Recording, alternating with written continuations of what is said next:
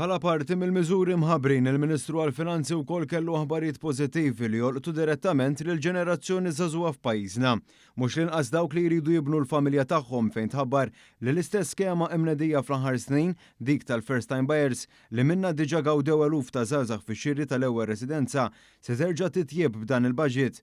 Il-Ministru għall-Finanzi Clyde Caruana qal li f'dan ir-rigward intilqgħu kważi 4,900 applikazzjoni u antiċipat li fil-jiem li ġejjin jidħlu mal-500 oħra. Dan minn barra l-iskemi kollha taħt l-Awtorità tad-Djar li jindirizzaw sfidi oħrajn li jistgħu jiltaqgħu magħhom żgħażagħ li jixtiequ wkoll ikollhom l-ewwel residenza tagħhom. Miżura li tispikka wkoll fid-diskors tal-Ministru t-tnejn filgħaxija kienet dik li tħeġġeġ aktar żgħażagħ ikunu attivi fiżikament. Għal dan il-għan, mis-sena d-dieħla l-Gvern se jħallas għal abbonament ta' 6 xhur ma' gyms lil dawk iż-żgħażagħ li għandhom bejn 17 u 19-il sena, speċifikament għal dawk li twildu bejn l-2005 u l-2007.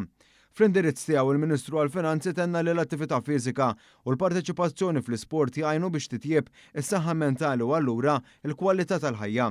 Għaldaqstant minn barra l-għajnuna favur sħubija fil-ġims li tista' tixpruna aktar mentalità favur attività fiżika, il-Ministru ħabbar li l-Gvern se jkompli bl-akbar investimenti fl-oqsma sportivi kif seħħ fl-aħħar snin, inkluż bis-sosten fl-atlet infushom bħal dawk tal-lob tal-pajjiżi żgħar, iżda wkoll fil-faċilitajiet tal-ogħla livell li qed jinħolqu f'pajjiżna.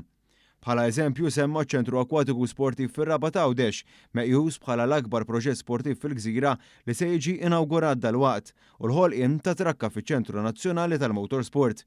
Dwar din tal-aħħar qed jiġu allokati l-fondi biex jibda x-xogħol marbut mal-ewwel fażi tiegħu waqt li t-titli tal-artijiet se jkunu qed jgħaddu lill-Federazzjoni Maltija tal-Motorsport li se tkun qed tieħu ħsieb timmaniġġja t-trakka.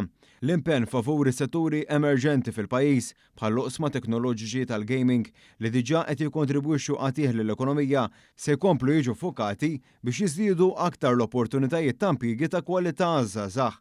Hawn il-Ministru Caruana reġa' fakkar kif kumpaniji kbar internazzjonali bħal Furja u Talon Esports diġà qasru lil Malta bħala l-bażi Ewropea tagħhom. Il-budget għall-2025 ukoll jaħseb biex iżid l-ammont tal-fini ta' taxxa ta' dawk li jibgħatu lil uliedhom fi skejjel indipendenti li esperjenzaw żieda fl-ispejjeż imposti li kienu jkunu ferm akbar li kieku fl-aħħar xhur ma kienx hemm il-ftehim imħabbar mill-Gvern wara l-akbar żidiet li ngħataw lill-għalliema tal-Istatu tal-Knisja. L-ammonti li l-ġenituri jistgħu naqsu għal finijiet ta' taxxa se jitilgħu għal 3,500 euro għal kindergarten, 4,600 euro għal primari u 6,500 euro għas sekondari.